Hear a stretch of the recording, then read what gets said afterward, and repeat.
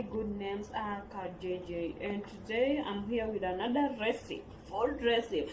So this day, we are going to make toast from bread, like toast bread using egg and bread.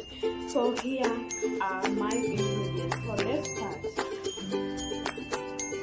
I'm going to put my eggs in this plate.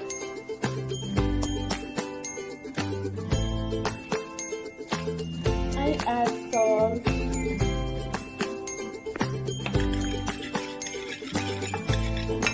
You only need to add small bit of salt, but not too much. From then, I'm going to dip inside the bread.